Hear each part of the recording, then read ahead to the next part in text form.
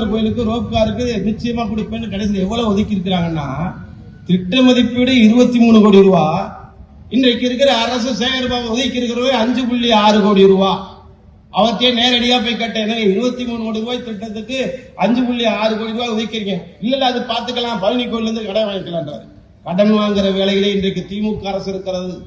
கோயிலுக்கு கடன், அரசு கடன். அன்றைக்கு அண்ணா திமுக இருக்கும் போது விமர்சித்த திமுக இன்றைக்கு கடலிலே மூழ்கி போய் கிடக்கிறது. மக்களை எல்லாம் மூழ்கடித்துக் கொண்டிருக்கிறது. எந்த திட்டத்தையும் கொண்டு வரல. நம்ம கேட்ட மதுரைக்கு நம்முடைய இங்க இருக்கிற பிடிஆர் முதல்ல சொன்னார், முதல் பட்ஜெட்ல நிதிநிலை அறிக்கையில கொண்டு வந்தார், இங்க மெட்ரோ ட்ரெயின் திட்டத்தை உடனடியாக கொண்டு வருவோம்.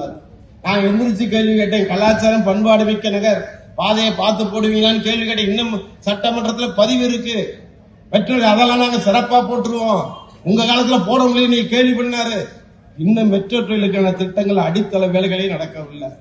திட்ட அறிக்கையே தயாராகல. டைடல் பார்க் 7 வருஷமா சொல்லிக்கிட்டு இருக்காங்க. இன்றைக்கு அவர் கல்ல ஊண்டிட்டாரு. கல்ல ஊண்டின்னு இன்னும் திறக்க முடியல. அதுக்கான அடிப்படை வேலையே ஆரம்பிக்கல, நிதியே ஒதுக்கல.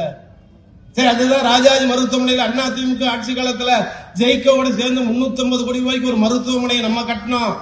அவர் வந்து திறந்தாரு, இன்னும் மூடியே கிடக்கு. ஒரு டாக்டர் இல்ல, ஒரு நர்ஸ் இல்ல, ஒருத்தர் இல்ல. அந்த ராஜாஜி மருத்துவமனை அப்படியே அவளே கட்டிட அழகான கட்டிடமா நின்றுட்டே இருக்கு.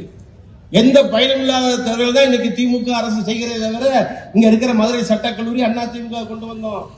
கூடுதல் கட்டிடங்களை மாவட்ட அரசியல் அண்ணா திமுக கொண்டு வந்தோம். இன்னைக்கு அதே மாதிரி வைகை கரையோர சாலைகளை அண்ணா திமுக கொண்டு வந்துச்சு. திமுக ஆட்சி பொறுப்பு என்ன மதுரைக்கு செஞ்சீங்க? அவர் அப்பா பேரில் ஒரு அறிவாலயத்தை கொண்டு வந்தீங்க, ஒரு படிப்பகத்தை கொண்டு வந்தீங்க. நிலைமை என்ன? 7.5 கிலோமீட்டருக்கு பறக்கும் மலத்தை அண்ணா திமுக எடப்பாடி அமைச்சர் அந்த பாலத்தில் இருந்து அந்த நூலகத்தை பார்த்தோம்னா, அந்த நூலகத்துல வெறும் லைட்டு தான் இருக்கு, உள்ள படிக்கிறதுக்கு ஆளை காணோம்.